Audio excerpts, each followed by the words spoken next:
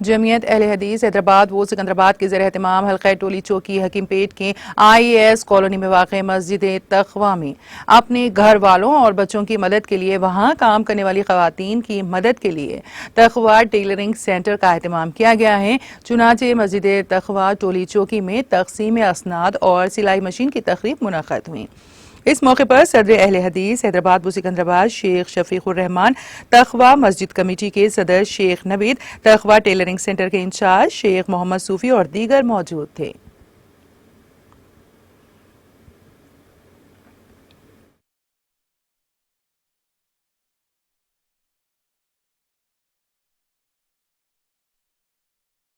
بہت بہت شکر گزار ہوں میں کہ تقویٰ ٹیلرنگ سینٹر نے ہمارے لیے اتنی بہترین انتظام کیا ہے کہ ہمارے زندگی میں ایک اور ہمیں ہنر سیکھنے کا موقع ملا ہے۔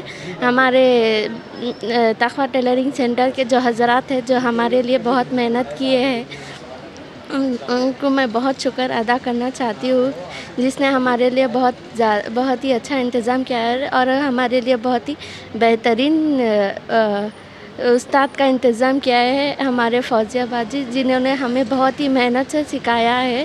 بہت ہی اچھا سکھاتے ہیں وہ اور بہت ہی مدد کرتے ہیں ہماری کہ ہم بہت اچھے سے سیکھیں۔ بہت جزاک اللہ خیر۔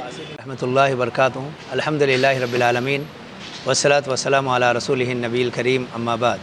الحمدللہ آج ہم مسجد تقویٰ اہل حدیث ٹولی چوکی کے خواتین کے حصے میں بیٹھے ہوئے ہیں۔ الحمدللہ یہاں کے ذمہ داروں نے ٹیلرنگ سینٹر کا افتتاح تقریباً 4 ماہ قبل شروع کیا اور اس میں 2 شفٹ رکھے جو 11 بجے سے 3 بجے تک ہے۔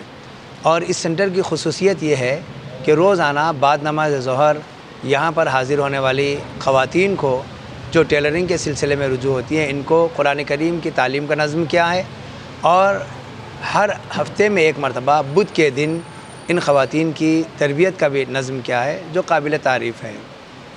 الحمدللہ ایک کورس مکمل ہوا جس میں سرٹیفکیٹس دیے گئے اور 10 مشینیں بھی ٹیلرنگ سینٹر سے مستفید ہونے والی خواتین کو دی گئی ہیں۔ یہ قابل تعریف ہے۔ میں یہاں پر عوام کو، خصوصاً خواتین کو یہ پیغام دوں گا کہ آپ لوگ اس سینٹر سے رجوع ہوں اور زیادہ سے زیادہ بڑی تعداد میں ٹیلرنگ سیکھیں اور اپنے قدموں پر ٹھہریں، خودداری کا مظاہرہ کریں، اپنی بے کسی، بے بسی، مجبوری لوگوں کے سامنے ظاہر کرنے کے بجائے اپنے آپ کو اس طرف مائل کریں اور محنت کریں اور ٹیلرنگ سینٹر سے رجوع ہوں۔ یہاں سے ٹیلرنگ سینٹر میں آپ سیکھیں، تیار ہو جائیں اور دوسروں کے لیے فائدہ مند ثابت ہوں۔ یہ آپ کے ذریعے معاش بھی ہوگا اور آپ کے لیے عزت کی زندگی گزارنے کا ایک ذریعہ بھی ہوگا۔ اس کے بعد میرا ایک آخری پیغام خواتین سے یہ ہے کہ ابھی رمضان المبارک آ رہا ہے۔ اس موقع پر آپ تمام سے گزارش ہے کہ اپنی عزت اور عصمت کی حفاظت کریں، بازاروں کی زینت نہ بنیں۔ یہ عبادت کا مہینہ ہے، اپنے گھروں میں رہیں، عبادت کریں۔ جو بھی آپ کو خرید و فروخت کرنی ہے رمضان المبارک سے پہلے خرید و فروخت کر لیں اور رمضان کو عبادت کا مہینہ سمجھتے ہوئے عبادت کرتے ہوئے گزاریں۔ اسی مہینے میں مغفرت طلب کریں، رب کی رحمتیں طلب کریں۔